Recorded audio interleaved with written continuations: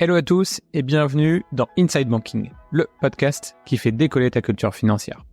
Je suis Richard Michaud, j'ai 30 ans et je suis Top Voice Finance sur LinkedIn. Dans Inside Banking, le podcast, je te partage ma passion pour le secteur financier et je donne la parole à des acteurs de la finance au parcours inspirant qui portent des valeurs fortes et vont t'apporter des éclairages sur les grands enjeux du secteur.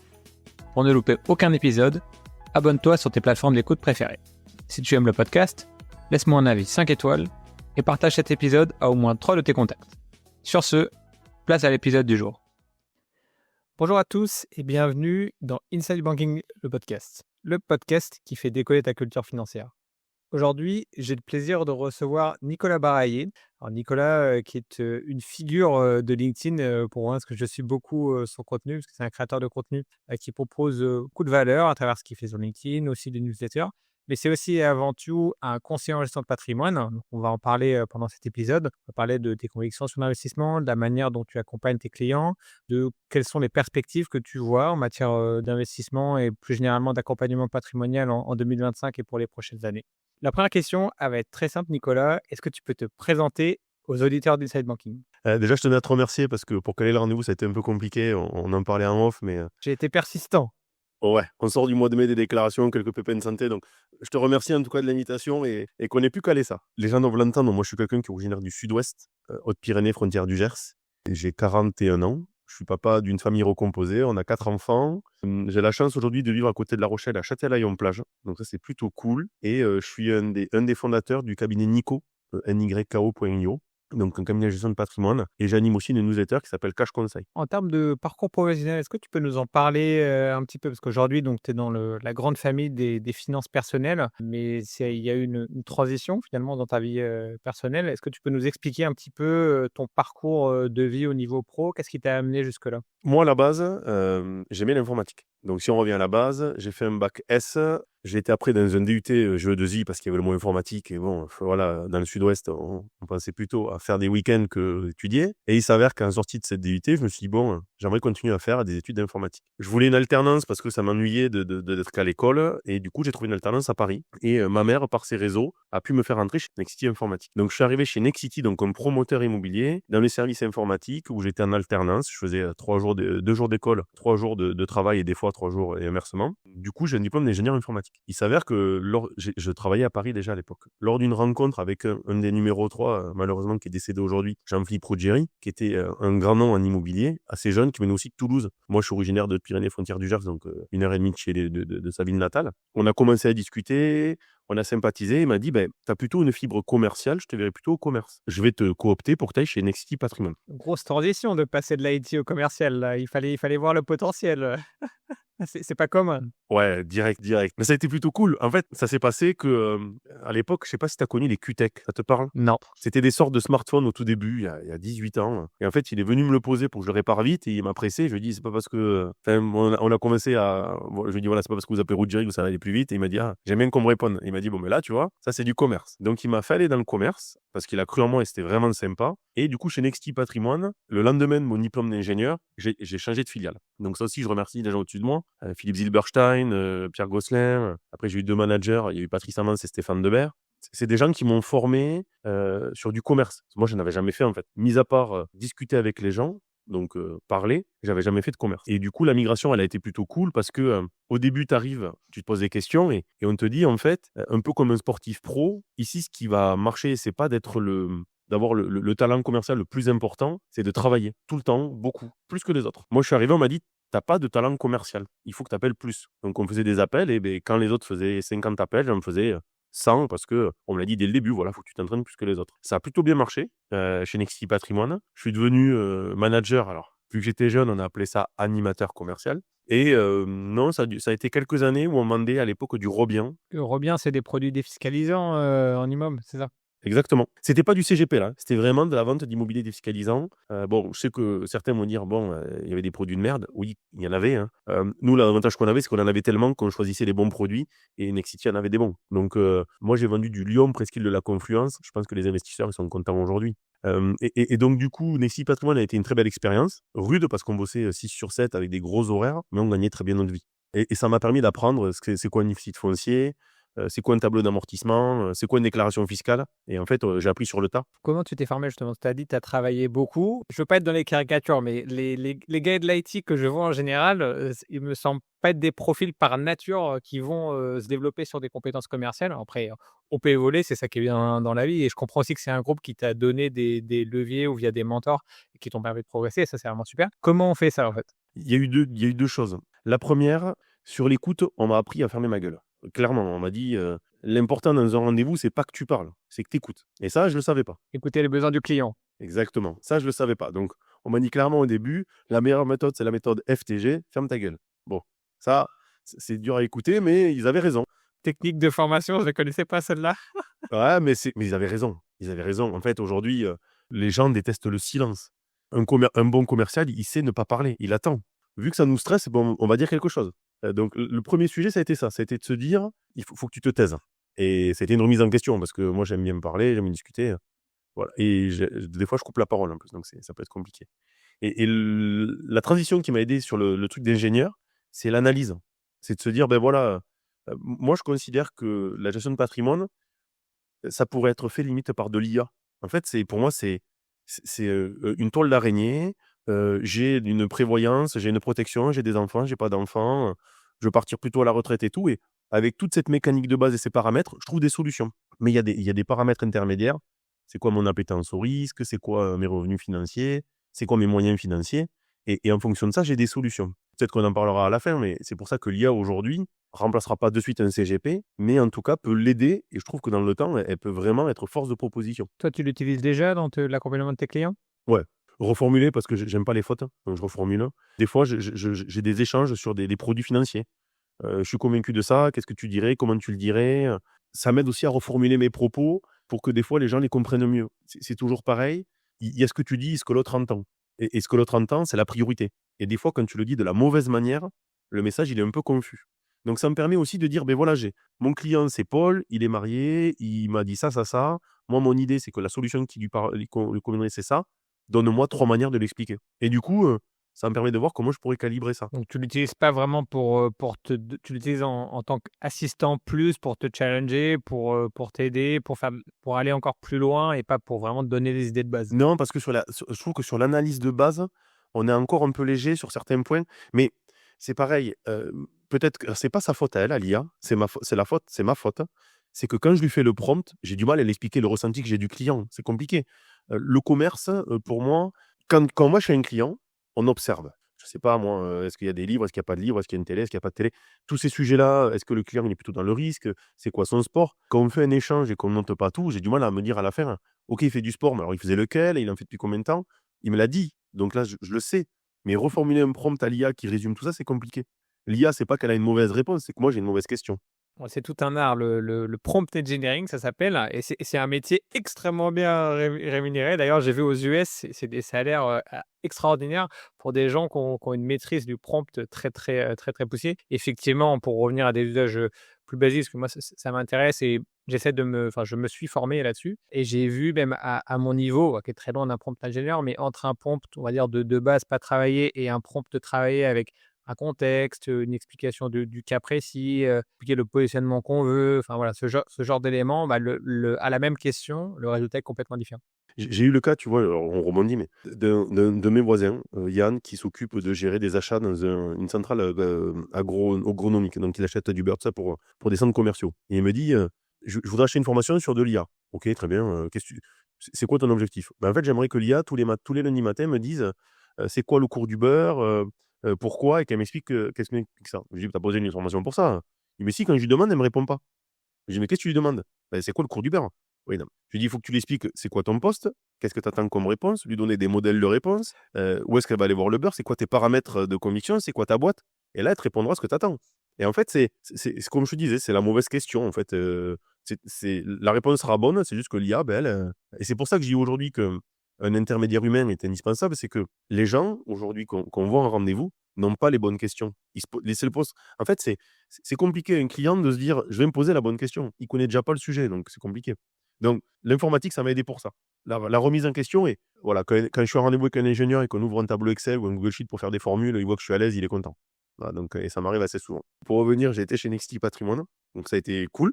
J'en suis parti, je suis revenu un peu dans le sud. Je pense qu'un peu, alors, comme un peu tous les mecs du sud qui partent de Paris, qui ont bossé 6 sur 7, j'ai été pendant 2 ans tranquille à faire du rugby, à profiter de ma vie, ce qui n'était pas top, mais j'en ai profité. Et en suivant de ça, je suis reparti, j'ai rejoint mes anciens patrons qui étaient chez Necti, qui avaient monté leur cabinet. Je n'étais plus habitué à ce rythme-là, j'ai rencontré mon épouse d'aujourd'hui, donc j'avais plus les convictions, en tout cas la capacité de faire des concessions sur des horaires 8 du mat, 21h, voilà, ça me bottait moins. Donc on est redescendu dans le sud et là j'ai intégré un cabinet toulousain de gestion de patrimoine où j'ai rencontré mes associés d'aujourd'hui. Et donc tout mon cursus gestion de patrimoine, il s'est fait sur le tas. Il s'est fait avec des rencontres, il s'est fait en formation autonome. En fait, dès qu'on me pose une question où j'ai pas la réponse, je le dis au client, je me la note. Et mon sujet, c'est que la fois d'après, je puisse lui donner la réponse. Donc je creuse, je refais, je comprends, je réexplique. Souvent, je réexplique à ma femme, à mes parents et des fois à mes enfants pour voir la réponse qu'ils me font. Et après, je me dis ça, ok, j'ai compris, je peux l'expliquer à quelqu'un. Je trouve que la gestion de patrimoine, ouais, alors après, il y a des livres et des formations à faire. Toi, tu t'es formé comment? Sumatra Conseil sur le côté CIF. Et après, comme je te dis, en autonomie. J'ai rencontré aussi tu vois, Flo, mon associé, est un ancien CGP, est un CGP qui était avant à Banque Privée Postale. Il m'a parlé de certains sujets, on en a parlé d'autres, des déclarations. Mais toujours comme ça, sur des formations Lefebvre, sur... J'ai pas fait une école de... J'ai pas fait... comment ça s'appelle? La grosse école de CGP. L'OREP, Exactement. t'as pas repris un cursus complet, on va dire. Oh là là là là. Non, parce qu'en fait, moi, mon idée, c'est que on peut pas être bon partout. Je me vois comme un médecin généraliste. Un médecin généraliste, il doit détecter la maladie, mais il n'est pas souvent spécialiste. Moi, par exemple, les allocations d'assurance vie, c'est pas mon job. Je suis pas un trader. Donc ça, par exemple, Flo, qui est mon associé, est très bon là-dessus. Il le fait. Moi, mon rôle, c'est de dire, je vois un client, je lui pose les bonnes questions. Je sais que, en gros, il veut partir à la retraite à 65 ans avec 3 000 € de revenus, qu'il se sent très bien avec sa femme, qui veut partir à La Rochelle après parce que Paris, par exemple, ça lui casse les pieds et qu'il aimerait acheter un camping-car. Enfin, ça, et du coup, ces objectifs de vie, je les maîtrise.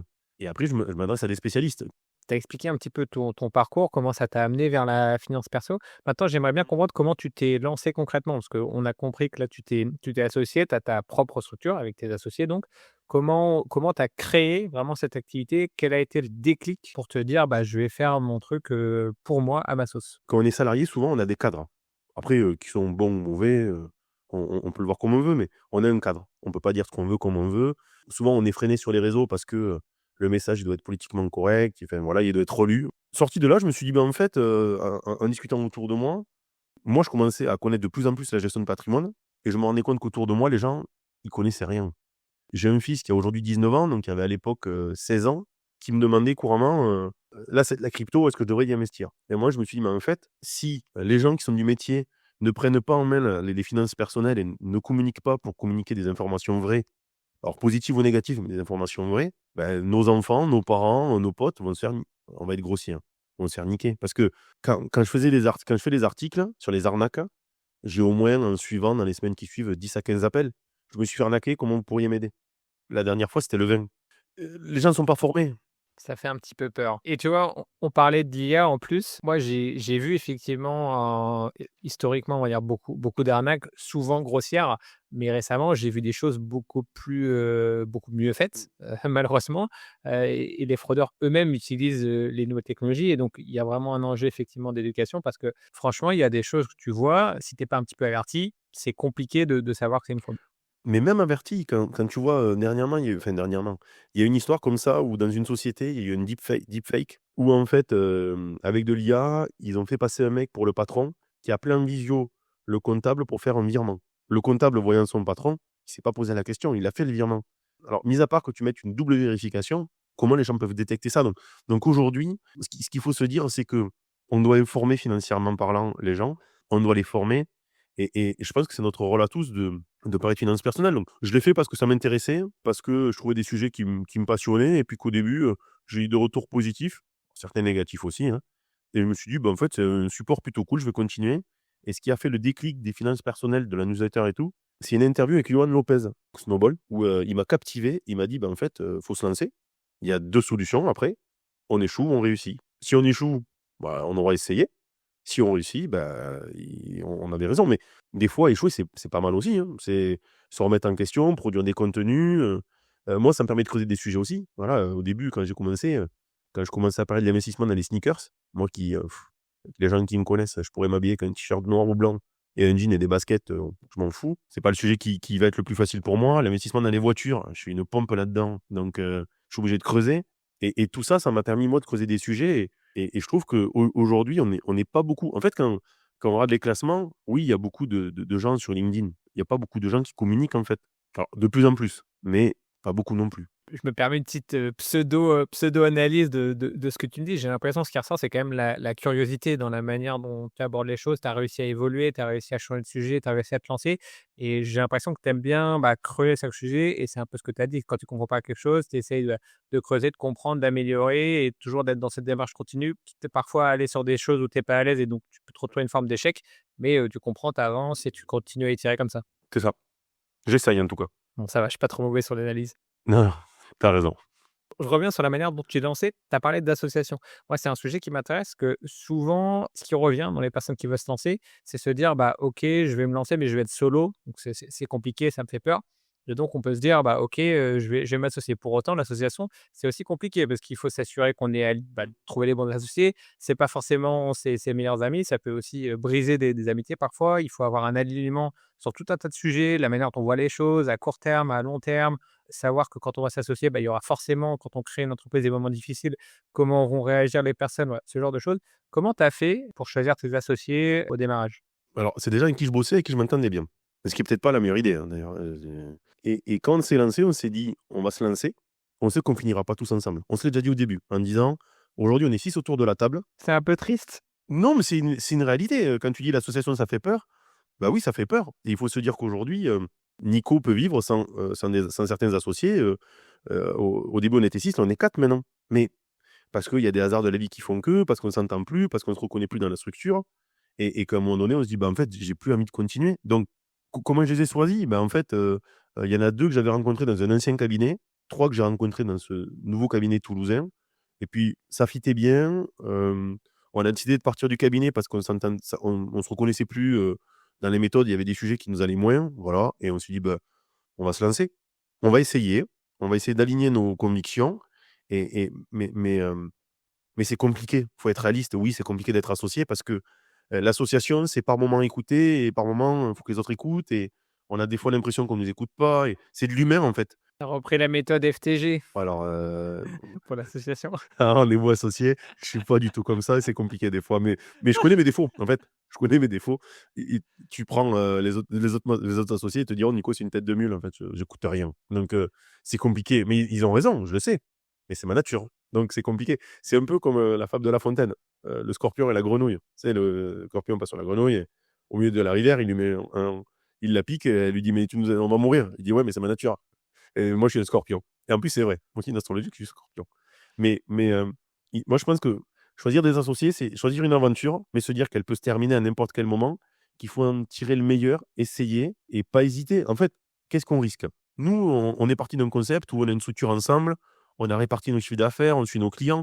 Donc, je dirais que c'est plutôt une société de mise en commun des compétences et du chiffre d'affaires. Par contre, se lancer tout seul, je trouve que c'est compliqué parce que psychologiquement, c'est dur. C'est dur parce que il faut être en capacité le matin de se lever, d'être motivé, de suivre les actualités sans avoir de réunions avec des partenaires ou nous, on a une réunion toutes les 2 semaines avec certains indépendants, une autre fois tous les 15 jours avec les associés. On a des partenaires.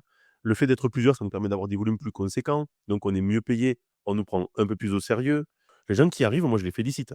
Mais déjà, dans mon passé un peu, on va dire, sportif, je suis pas pro, mais j'ai fait des foot et du rugby, j'ai fait que des sports co. Donc déjà, je trouve que moi, j'ai pas connu les sports individuels. Et ça me fait chier. On va pas être copains parce que je suis plutôt tennis, moi. Personne n'est parfait, hein, tu sais, c'est comme ça. Hein.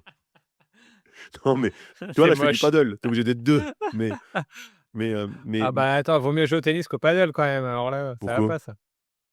C'est le tennis, c'est les gens qui jouent au paddle, c'est les gens qui savent pas jouer au tennis. Il y a beaucoup moins de dopage au paddle qu'au tennis. Hein. Non, mais je sais pas.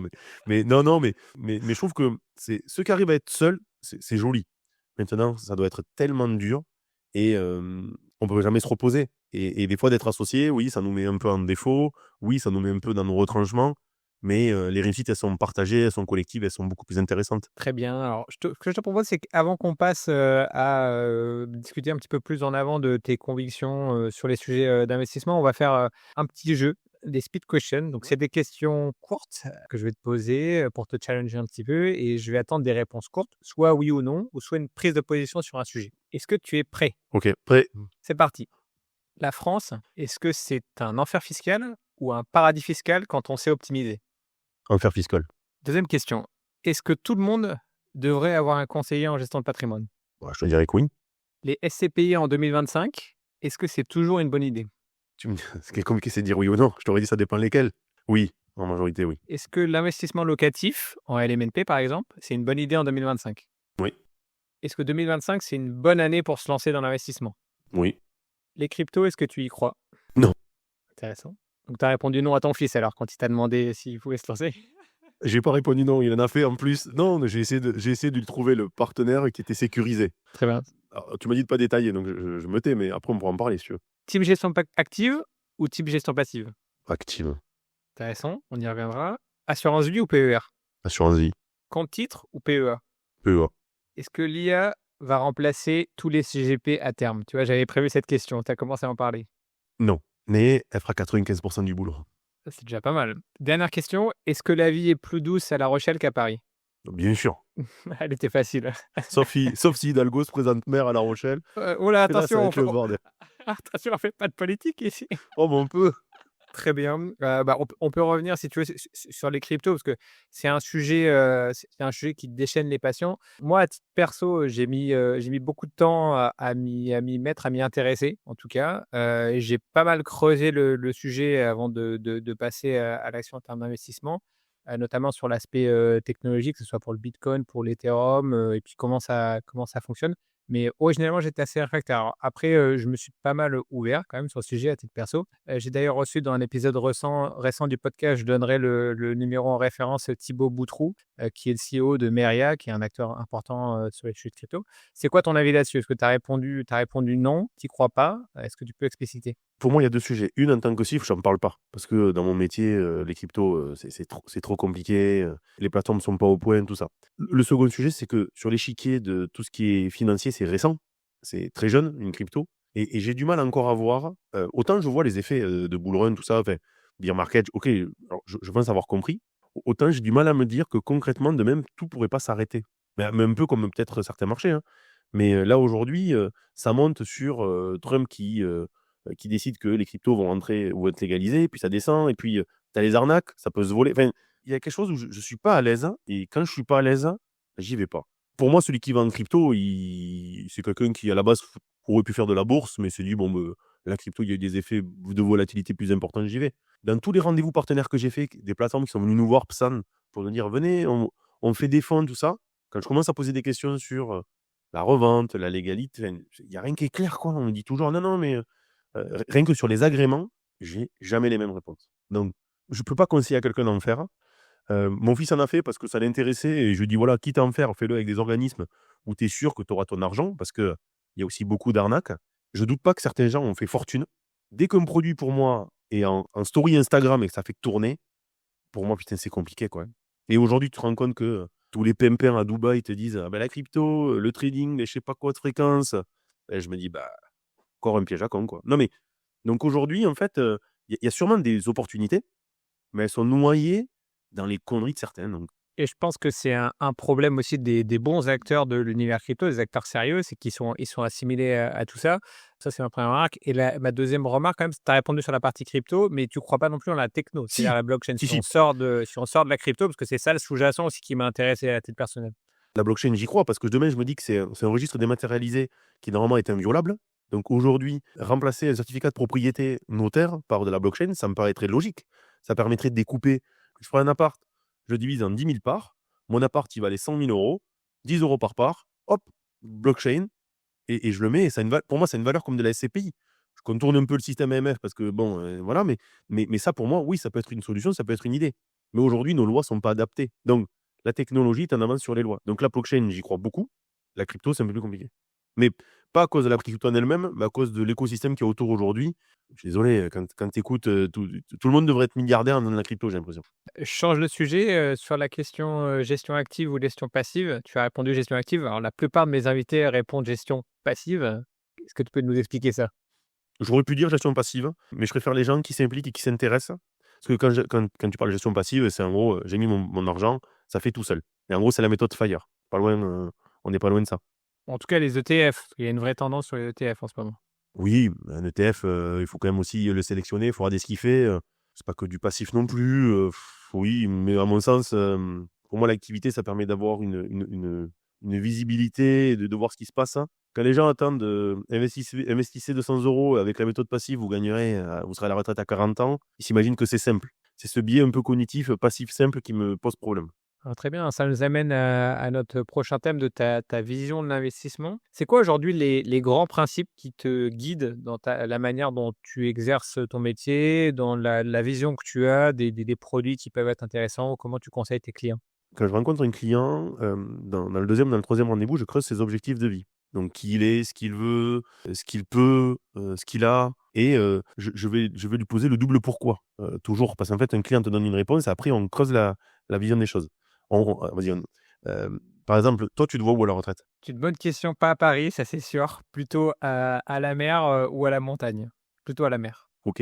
Pourquoi cette zone? Qu'est-ce qui te fait envie dans cette zone-là? Qui me fait envie, c'est la douceur de vivre, les activités, le côté nature et les activités sportives à la mer, et puis me rapprocher de mes origines, familiales. OK. Bon, je vais pas demander où sont tes parents parce que voilà, mais tu vois ce côté, échange où, en fait, ça c'est pas du CGP, c'est juste de l'écoute, on échange, on aurait pu boire un coup ensemble, Tu vas me faire un entretien de CGP là? on aurait pu boire un coup un samedi soir ensemble, tu te vois à la retraite, au bord de la mer, mais en gros, c'est ça mon métier de base, c'est ça. C'est de se dire, pourquoi, comment?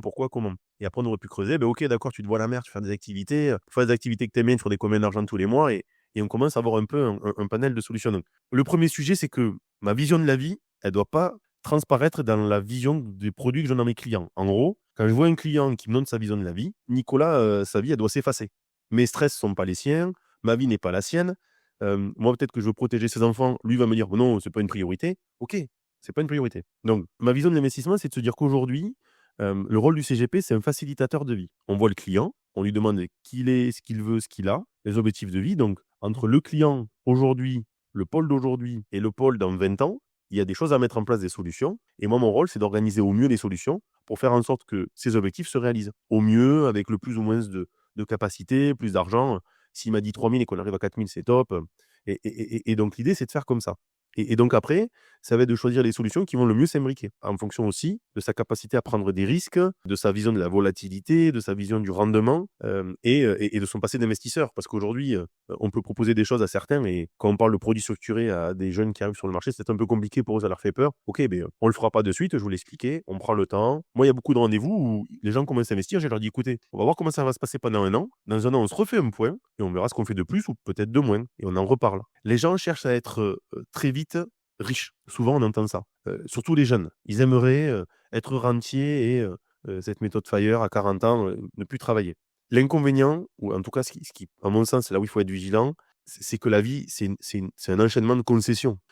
Si nous, qui sommes du métier, on n'est pas à la retraite à 40 ans, Peut-être qu'il y a des raisons. ouais, c'est les capacités financières, les crédits, et que souvent, oui, acheter à Saint-Étienne, c'est beaucoup plus rentable, mais à la revente, c'est plus compliqué. Donc aujourd'hui, c'est ma vision d'investissement, c'est que les gens veulent de plus en plus se former. Donc ça, je le vois, beaucoup de gens, on voit beaucoup de formations qui sont vendues, on voit des lives où il y a des gens, qui veulent se former. Pour autant, ça reste aussi un peu du commerce. Donc c'est vrai que souvent on entend, «Venez me voir, vous allez, investir et dans 5 ans, vous aurez 400 € de plus par mois». Donc, il faut être vigilant sur ces sujets-là. Mais à mon sens, l'investissement, c'est ça. Moi, je suis quelqu'un plutôt tourné immobilier en général, mais je trouve que tous les produits, toutes les coquilles sont intéressantes. De Normandie, c'est intéressant. LMNP, c'est intéressant. L'immobilier ancien, c'est intéressant. Il faut juste trouver le bon produit derrière. Il faut creuser. À mon sens, il faut que le client, dans les échanges et dans les rendez-vous, creuse. Donc, j'ai des convictions qui sont plutôt tournées immobilier, mais l'assurance vie me va bien aussi. Bon, le PER, ça dépend du profil. Je rencontre de plus en plus de gens qui me disent: «On m'avait pas dit qu'à la sortie, je serais fiscalisé». Bon, ça, je trouve que c'est très moyen. Mauvaise surprise alors. Très mauvaise surprise même. Défaut de conseil pour moi. Mais c'est que c'est mal expliqué. Parce que le PER peut être intéressant pour quelqu'un qui est en bas d'une tranche, qui va sauter de tranche à la retraite, donc c'est fiscalement intéressant. Pour quelqu'un qui est à 30 qui reste à 30 je suis moins convaincu. Et après, je trouve que, oui, il y a des produits qui sont plus risqués que d'autres. Mais c'est juste de se dire: «Est-ce que mon client est en capacité de prendre ce risque?» Si je lui explique en disant, écoutez, monsieur le client, vous allez faire du private equity. Cet argent, il faut que vous soyez en mesure de le perdre. Là, vous allez mettre 10, 20, 30, 50, 100 000 balles. Cet argent-là, dites-vous que vous l'avez perdu. Si le client me dit, OK, moi, ça me va, OK, j'entends, ça vous va. Maintenant, soyons alignés tous les deux. Venez pas me voir dans 5 ou 8 ans en me disant, mais mes 10 000 euros, tout qu'on fait, ça n'a pas fait x2. Oui, mais on se l'était dit à la base. C'est risqué. Donc aujourd'hui, sur la grille de risque, il y a des produits qui sont sécurisés assez rentables, d'autres qui sont sécurisés un peu moins rentables, et on peut diversifier. Donc, j'ai pas de forte conviction. Je peux proposer dans un rendez-vous de la SCPI, de l'immobilier d'assurance vie, et dans un autre, de la forêt, du vignoble et un démembrement. Donc, il n'y a pas vraiment. En tout cas, mes convictions personnelles ne doivent pas se lire dans mes propositions aux clients. J'aime bien ce que tu dis et ça va boucler la boucle avec notre discussion précédemment sur les arnaques. Il faut toujours avoir en tête quand on annonce un rendement il y a un risque en face. C'est-à-dire qu'un produit où il y a un rendement élevé, garanti, a priori ça n'existe pas ou alors faut nous le dire et on le prendra.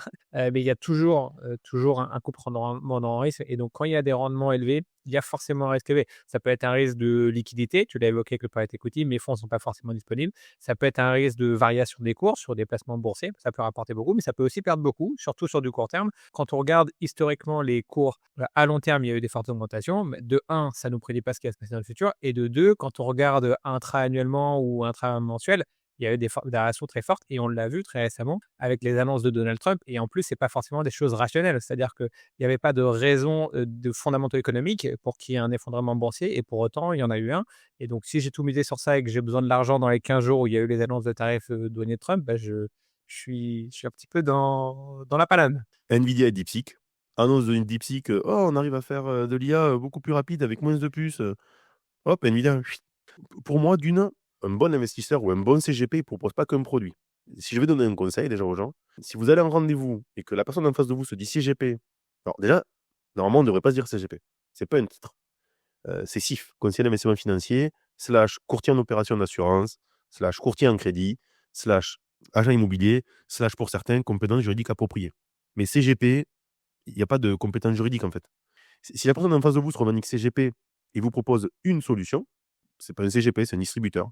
C'est un distributeur. Donc, moi j'ai pas de sujet sur ça. Mais du coup, quand la personne vous donne que de la SCPI, c'est un distributeur d'SCPI. C'est plus compliqué. Il y a des choses plus simples et compliquées. Pour un réseau, admettons nous, de former les gens que sur une solution, c'est simple. On voit le client, on dit écoutez, monsieur le client, ce qu'il vous faut, c'est de la SCPI. Ah, ok, d'accord, ce qu'il me faut, c'est de la SCPI. Je peux trouver tous les arguments du monde, il n'y a pas de sujet. Ok. Du coup, les rendez-vous, c'est que ça. La formation, c'est plus simple. Et on ne travaille qu'avec quelques partenaires. Nous, on est sur une trentaine de solutions, ce qui veut dire des formations plutôt longues, où il faut creuser les sujets, et les préparations de rendez-vous sont plutôt longues. Et les cycles commerciaux aussi, parce que quand je parle de 3-4 solutions, je ne peux pas le faire en 2 rendez-vous. Mais l'avantage, c'est que les clients aiment bien ça. On a peu de désistements, on a peu de gens qui font demi-tour. Et je trouve qu'aujourd'hui, un CGP qui fait qu'une solution, c'est pas un CGP. Est-ce que d'après toi, c'est pour ça que parfois les CGP ont une mauvaise image, cette image un peu de vendeur de produits? Est-ce que c'est à cause d'acteurs de ce type-là? Pour moi, CGP, ça veut tout dire et rien dire. Alors, t'en as qui se revendiquent indépendants. Donc, pour revenir sur la réglementation, CGP indépendant, du coup, ça veut rien dire. Mais CIF indépendant, ça veut dire que c'est quelqu'un qui ne touche pas de commission de la part de ses partenaires. Il ne touche que des honoraires. Ce qui est compliqué. Hein. Demain, vous vous lancez, il faut que les clients vous fassent confiance. Comment faire confiance? Ça veut dire qu'ils vont mettre en place vos solutions, mais pour les mettre en place, il faut qu'ils payent vos préconisations.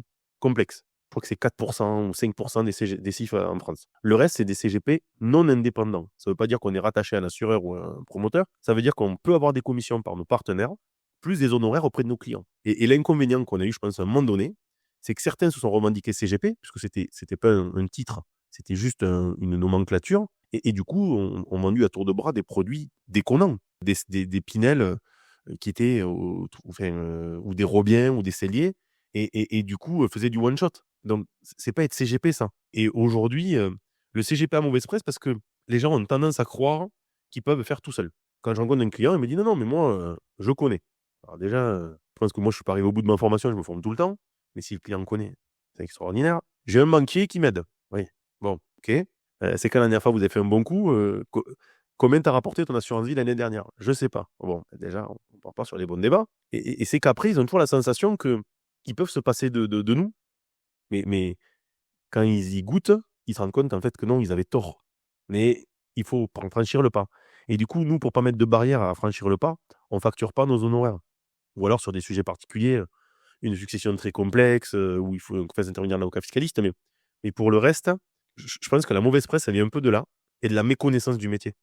Parce que CGP, ça veut rien dire en fait. C'est quoi les plus grosses erreurs que tu as vues chez des clients que tu as accompagnés?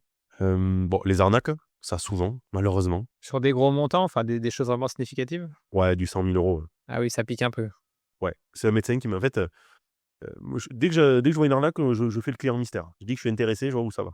Là, dans ce cas-là, j'en ai deux à te citer. Le premier, c'était le vin. Donc, j'ai fait un article en suivant où les mecs te disaient, ouais, alors, la boîte est en France, mais le RIB est en Espagne. Oula, tu fais déjà, c'est compliqué. Je fais l'article, je mets les éléments. Une personne m'appelle le lendemain. Oui, j'ai vu votre article, ben, j'ai transféré 100 000 euros, est-ce que vous pourriez m'aider? Je dis, bah, essayez de voir avec votre banque si vous pouvez rappeler le virement, mais ça me paraît compliqué. Il a déposé plainte, mais moi, je pense qu'il récupérera pas son argent, malheureusement. Et l'autre cas, un faux contrat de placement Orange Bank. Pareil, on m'appelle, oui, là, c'était pas un client, mais c'était un prospect qui me dit, ben, vous m'avez proposé des placements entre 4 et 6%. Là, Orange Bank, il me propose 10%. Sur combien? Ben, 30 000 euros garantie. Je dis, putain, quand même. Je peux voir le contrat? Ouais, pas de problème. En fait, ils avaient récupéré un vrai contrat de placement Orange Bank, ils avaient modifié, ils avaient changé le RIB. Et donc, du coup, quand tu regardes, étonnamment, l'adresse mail de l'expéditeur, c'est jamais @orangebank.fr ou @orange. Et il y a des fautes aussi. Donc, pour moi, les premières erreurs, c'est les arnaques. Les deuxièmes, c'est les clients qui investissent dans des produits qu'ils ne comprennent pas. En se disant, je mise tout sur la confiance de mon CGP. Non, là déjà, c'est une erreur.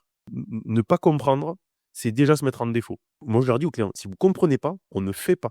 On prend le temps. Moi, j'ai pas de, alors, je vais pas me déplacer 10 fois d'affilée à 1 heure de route, mais on peut faire des rendez-vous visio. Si la SCPI, c'est pas clair au bout de 10 rendez-vous, on en fera un 11e. Et si à un moment donné, vous me dites vous pensez que c'est pas pour vous, on le fait pas. Il y a pas de, j'ai pas de sujet. Déjà, la deuxième erreur, c'est ça. Investir dans des produits qu'on ne connaît pas et qu'on ne comprend pas. Et ensuite, c'est mettre en avant la rentabilité à défaut des caractéristiques du produit. Et de se dire, c'est quoi le rendement, c'est quoi le TRI? Donc déjà, la plupart du temps, les gens ne comprennent pas le TRI parce qu'on ne leur a pas expliqué. Je peux dire à tout le monde, mon produit fait 12. Oui, d'accord. Ça ne veut rien dire, en fait. Comment il est construit? Qu'est-ce qu'il y a derrière? Qu'est-ce qui fait qu'il fait 12? Est-ce que c'est garanti ou pas?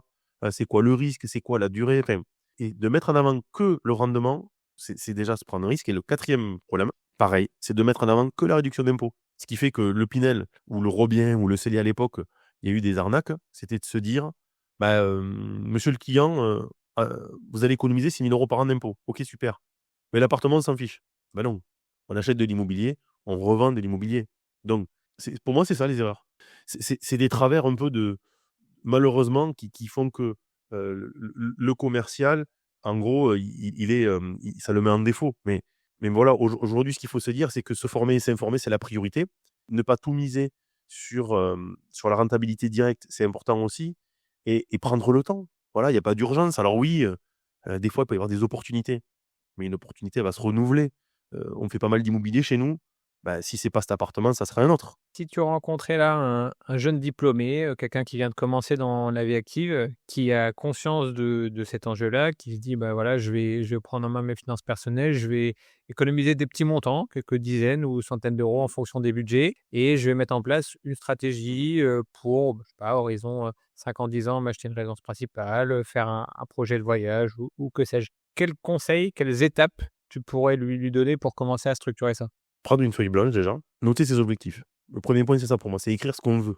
Arriver à analyser en disant, je vais acheter une résidence principale, voilà, j'ai besoin de temps. OK. Donc ça, la résidence principale, OK.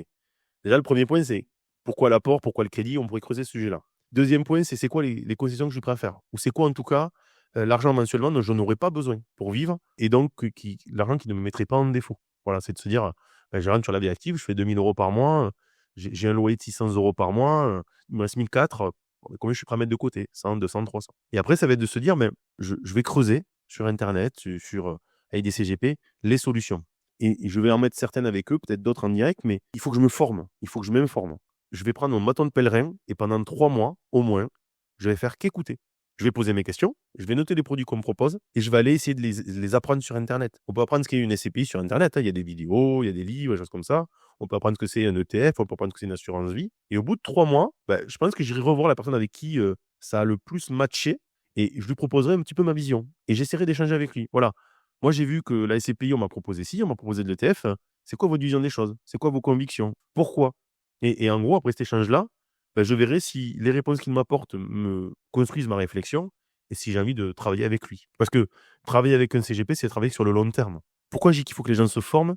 C'est que si demain je te dis le PER, tu pourras le débloquer quand tu veux. Si tu t'es pas informé, comment tu peux savoir que tu peux pas? Donc, tu vas le souscrire. Puis dans 5 ans, tu vas rappeler le CGP qui sera parti parce que s'il fait ça, c'est qu'il ne restera pas dans sa boîte, il s'en fiche, il veut faire de la collecte. Et la boîte va dire, ben non, le PER, ça se débloque pas quand on veut. Ah, mais on m'a pas dit ça. Vous avez des preuves? Ah non, c'était de l'oral. Ah ben voilà. Et ben du coup, vous le bloquerez à la retraite. L'information permet aussi d'avoir pas une égalité de connaissances, mais en tout cas de dire, ça, je suis d'accord, ça, je suis pas convaincu. Responsabiliser aussi les gens pour qu'ils soient en mesure de prendre des décisions éclairées. Bon, moi, ça me parle beaucoup et ça fait la transition avec le sujet de création de contenu parce que j'imagine que c'est pour ça que tu t'es lancé sur LinkedIn pour diffuser finalement des éléments d'éducation financière et donner des clés de compréhension aux gens. C'est ça qui t'a animé au début? En fait, j'ai cumulé LinkedIn, Cash Conseil, la newsletter et ma volonté, c'était de vulgariser les contenus et du coup, c'est pour ça que je fais des posts sur l'actualité, sur des choses comme ça pour que les gens qui me suivent, en tout cas, aient connaissance, de ce qui se fait, des tendances, de ce qu'on peut trouver, de ce qu'il faut là où il faut être vigilant et d'amener la connaissance aux gens. Sur LinkedIn, c'est compliqué, tu as droit à 2500 ou 2800 caractères. C'est compliqué d'expliquer un produit en si peu de caractères. Par contre, quand je fais des newsletters le dimanche et le jeudi et après le matin sur les actualités, j'essaye d'être exhaustif. Donc oui, moi, mon but, c'est d'amener la connaissance aux gens et de faire en sorte que, moi, je la creuse, cette connaissance, c'est qu'elle soit réelle et qu'elle leur permette de comprendre le sujet. Voilà, le but, c'est pas de péter plus haut que son cul en utilisant des mots compliqués. Oui, nonobstant, l'usus, le fructus et l'abusus, c'est sympa à dire. Et les gens, ils comprennent pas, donc il y a pas d'intérêt. Une propriété du fruit, c'est aussi simple, hein, puis on peut expliquer très facilement. Je trouve qu'aujourd'hui, internet permet de tout avoir, du bon comme du mauvais et des fois, le mauvais se mélange avec le bon. Donc, si les gens font l'effort de creuser et qu'en plus ils trouvent pas les bonnes réponses, c'est dommage. Donc la vulgarisation des finances personnelles, moi, mon but, c'est d'amener les bonnes réponses dans des formats courts et faire en sorte que les gens comprennent. Je mettrai les liens de ton profil LinkedIn et puis de ta newsletter Cash Conseil en description de l'épisode. En tout cas, moi, je recommande, c'est qualitatif. Donc effectivement, avec un format plus court sur LinkedIn, un format beaucoup plus long pour ceux qui veulent creuser sur la newsletter. Comment tu t'organises, toi, sur ta création de contenu? Parce que tu postes très régulièrement. Je ne sais pas si tu postes tous les jours. Comment tu fais pour à la fois trouver des idées et puis t'organiser pour faire ça? Alors moi, je suis quelqu'un plutôt de matinal, donc souvent je me lève entre 5 et 5:30, 6 max. Ah oui, en effet, très matinal même. Ouais, mais ce qui j'aime bien. Voilà, la maison est calme, je bosse de chez moi le matin, donc du coup, j'ai toujours les mêmes rituels. Je vais à la douche et sous la douche, je réfléchis à ce que je pourrais écrire. J'ai, BFM, des fois en fond ou une autre chaîne d'infos. J'écoute les actus. Des fois, il y a un sujet qui va venir, des fois pas. Si j'ai pas de sujet qui vient, j'écris pas. Ça veut dire que ça va être un sujet qui va être compliqué ou sur lequel je suis pas convaincu. Mais tu écris à chaud, du coup, tu batches pas tes posts en avance. Non, j'ai du mal à ça parce que Ah, c'est intéressant ça. ouais, ça colle pas aux actus ou moi j'aime bien coller à l'actualité. Pour moi, il y a 2 posts différents. Le post d'actu où, voilà, tu colles à l'actualité, aux tendances. Là, par exemple, on parlait de ma prime rénov. Bon, mais c'est le bon moment d'expliquer ce qu'est ma prime rénov, comment ça marche, des choses comme ça. Et le sujet de formation. Je suis pas sûr que sur LinkedIn, les gens veulent se former. Ils veulent plutôt s'informer. Et c'est là où je me dis plutôt que c'est du contenu qui doit être fait à chaud. Maintenant, les fiches de Guillaume Simonet, c'est de la formation plutôt, ou de l'information produit. Ça marche aussi. Donc, Guillaume, que j'ai reçu dans le premier épisode du podcast. ouais, Guillaume qui est vraiment top en plus. Je peux faire des sujets plus creusés, mais c'est vrai que pour les sujets plus creusés, j'aurais tendance, moi, il me faut du temps. Donc du coup, là, je le fais plutôt sur la newsletter. Mais après, le hasard des discussions aussi. Voilà, des fois, William, mon fils, mon second, a acheté un appartement. J'ai expliqué sur LinkedIn comment il avait acheté. Voilà, donc ça peut être aussi les hasards des discussions. Il a dû être bien conseillé par le papa. Ouais, et puis la banque a suivi. Alors pas la première, c'était compliqué. C'est là où tu te dis en fait que le discours est hyper important. On a eu quasiment le même discours avec 2 banques différentes. Il y en a une, elle a dit oui direct, l'autre a dit bah non, j'y crois pas. Très bien. Alors, justement, si on passe, maintenant à tes activités, donc on a déjà, commencé à évoquer la newsletter, on a évoqué un petit peu ta vision du métier de CGP. Est-ce que tu peux, peut-être nous détailler, l'approche de ton cabinet, comment on peut te contacter si on est intéressé? Qu'est-ce qui fait que tu te différencies des autres? L'approche de notre cabinet Nico, c'est un cabinet généraliste. Donc on est multi-produits, multi-solutions.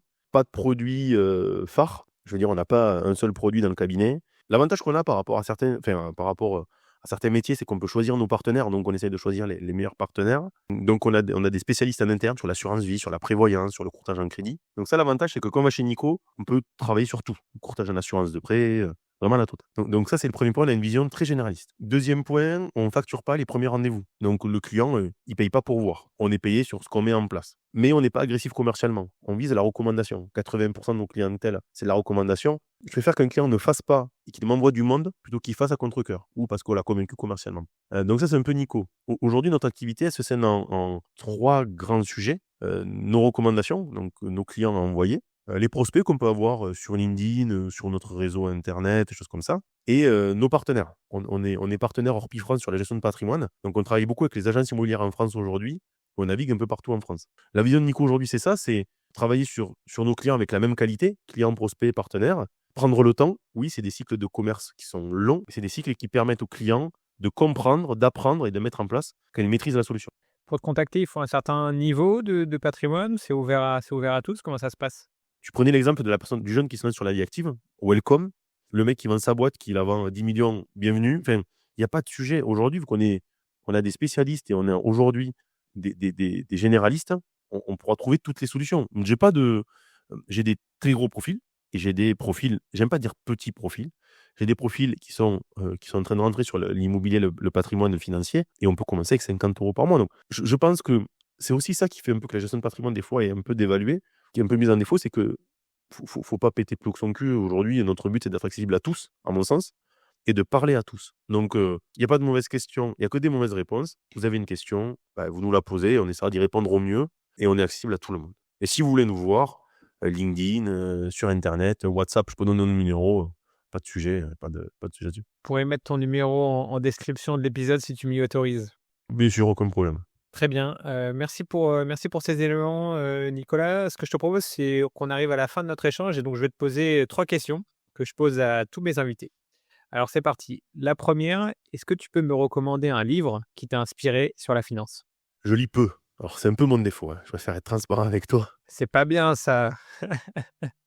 Je lis, ouais, je suis quelqu'un de, comment dire, j'ai du mal à rester assis. Donc, tu vois, là, ça fait 1 heure. Après, je commence déjà à gesticuler de partout. Tu es en train de bouillir. Je vois là, tu bouges. Les auditeurs ne voient pas, mais tu bouges beaucoup. Ouais, c'est vrai. Ah, je suis désolé, hein. C'est quand je fais des appels, je suis debout, je marche. Donc, c'est vrai que me concentrer, je préfère les vidéos ou les podcasts. J'ai vu le livre de Guillaume Simonin, j'ai adoré, parce que c'est ses schémas, donc j'adore. Très bonne reco. J'ai commencé à lire The Intelligent Investor de Benjamin Graham. Bon, je ne l'ai pas encore fini, donc je ne peux pas te dire que. Mais ça a l'air. C'est top aussi, ça se construit. Mais c'est vrai que je suis désolé, j'ai du mal sur les livres. Il y en a beaucoup qui parlent de père riche, père pauvre. Bon, pourquoi pas, hein, mais c'est vrai que j'ai pas cette appétence de lecture. Et je m'en excuse, je suis moins là-dedans. Non, le but du podcast, c'est d'être authentique, hein, donc c'est bien que tu le sois. Et la reco du livre de Guillaume Simonin est très bonne. Et moi, à titre perso, je l'ai acheté et surtout, je l'ai offert à Noël dernier. Donc, je pense que c'est une très belle attention pour tout type de profil qui veut commencer à s'intéresser au fait à ces sujets. C'est un cadeau vraiment bien. Voilà. Oui, non, mais je suis d'accord. Après, tu m'aurais demandé quel livre t'inspire. Je t'aurais dit peut-être La cuisson au barbecue, choses comme ça. Mais ça va pas aider les gens à C'est un investir, autre en tout cas. domaine. Très bien. Deuxième Exactement. question, si tu pouvais revenir en arrière, prendre du recul de 10 ans, 15 ans, quel conseil tu donnerais à Nicolas? Je suis heureux de là où je suis arrivé aujourd'hui, donc j'ai pas tellement, je changerais pas les choses, mis à part peut-être qu'il aurait dû créer Facebook, ça aurait peut-être aidé dans son quotidien. Mais non, je pense qu'il faut, enfin, je suis pas fan de retourner en arrière pour se dire: «Tu aurais dû faire ci ou tu devrais faire ça». Au contraire, je dirais rien, je pense. Je vais tourner la question autrement. Quelle leçon tu retires de ton ancienneté, de ton expérience des 40 ans? Et si tu pouvais donner un conseil aux plus jeunes? Prendre le temps. Trébucher, c'est des fois, arriver à la ligne le premier, mais il faut savoir trébucher et il faut savoir se relever. Je pense que la vie, elle est faite d'embûches. Plus les embûches sont dures, plus la vie plus tard sera simple. Parce que si on arrive à se relever de certains moments difficiles, le reste, c'est simple. C'est un peu comme, alors je sais pas s'il y a des gens qui font du phoning, mais c'est des stats. Voilà. On se dit toujours, 10 appels, c'est un rendez-vous. Moi, je suis du genre à me dire, s'il n'y a pas eu de rendez-vous dans les 10 premiers, j'en aurai 2 dans les 10 qui suivent. Parce que 2 rendez-vous sur l'un. Si je n'en ai pas 2 dans les 20 qui suivent, j'en aurai 3 dans les. Et c'est toujours voir le côté positif. Très bien, c'est un bon conseil. Dernière question, est-ce que tu peux me recommander un expert de la finance que je devrais absolument inviter dans le podcast? Le problème, c'est que, alors je vais t'en citer certains, mais si tu me dis qu'ils sont tous imités, bon, Guillaume, je trouve top. Je peux toujours le réinviter. Ouais, Yohan Lopez. Je trouve qu'aujourd'hui, Yohan, il est vraiment, avec Snowball, avec ce qu'il a créé, il est parti alors quand je dis simple, c'est pas vulgaire, mais Il est parti d'une newsletter, il a construit un réseau de dingue. Pour moi, il est vraiment, en France aujourd'hui, le pilier des finances personnelles, la vulgarisation, c'est nous intéressants de qualité. Moi, en tout cas, je l'ai interviewé, j'ai passé un super moment, alors que la personne aurait pu me prendre de haut. Donc, Yoann Lopez, je dirais Yoann Lopez. Très bien. Bah, je prends la reco et je l'inviterai avec grand plaisir parce que je le suis avec attention. Oui, il est vraiment cool. Merci Nicolas. Est-ce qu'il y a un sujet qu'on n'a pas évoqué ou un message que tu voudrais faire passer aux auditeurs avant qu'on clôture notre échange? Aujourd'hui, peut-être que les temps sont un peu compliqués. Les chaînes d'infos au quotidien peuvent peut-être des fois un peu, manger le cerveau. Parce que certains deviennent anxieux avec l'imo-anxiété, par exemple. C'est des termes que j'avais jamais entendus avant. Donc, je pense qu'aujourd'hui, on est dans un pays qui est plutôt cool. Alors, tout à l'heure, on revient sur l'enfer fiscal, mais c'est un enfer fiscal parce que c'est une accumulation de normes. C'est là où je dis que c'est un enfer. Mais pour autant, c'est un pays où il fait bon vivre. C'est un pays, je trouve, où, selon les zones, on a des gens plutôt agréables. C'est un pays où nos enfants peuvent vivre, se faire soigner. Je pense qu'à un moment donné... On aime critiquer la France, mais on l'aime tous. Ah ouais, faut arrêter, c'est cool. Enfin, franchement, alors je la préfère quand on gagne les coupes du monde, hein, c'est plus cool, ou la Ligue des champions, allez Paris, mais honnêtement, on est dans un cadre de vie qui permet à chacun de se former et s'informer. Il y a pas de raison de dire qu'on n'y arrive pas. C'est juste que par moment, il faut prendre un peu de temps. Tout le monde a du temps pour ça et il faut arrêter de repousser au lendemain, il faut pas procrastiner. Le message que je pourrais laisser, c'est un message de positive attitude et de se dire, honnêtement, la vie, elle est plutôt sympa. Bon, bah écoute, parfait, on termine sur ça. Je partage ce message d'espoir. Merci beaucoup, Nicolas. C'était très intéressant de te recevoir. Merci à tous les auditeurs qui nous ont écoutés jusque-là. Et je vous dis à très bientôt. Salut à tous. Merci de m'avoir écouté jusqu'au bout. Si tu es arrivé jusque-là, c'est que tu fais partie de mes plus fidèles auditeurs. Alors je te dis un grand merci. Avant de partir, je te donne 2 to-do. D'abord, si tu as aimé cet épisode, laisse-moi un avis 5 étoiles sur ton application de podcast préférée. Ça m'aide vraiment à faire grandir le podcast et à te proposer un contenu toujours plus qualitatif. Ensuite, partage cet épisode à au moins 3 personnes de ton entourage qui sont intéressées par le monde de la finance ou qui ont besoin de s'y intéresser pour mieux comprendre le monde qui les entoure. Pour me contacter et accéder à encore plus de contenu, tu peux me retrouver sur LinkedIn. Je publie chaque semaine 2 posts qui décryptent l'actualité financière. Tu peux aussi t'abonner gratuitement à ma newsletter mensuelle publiée sur Kessel Media. Je te dis à bientôt pour un prochain épisode.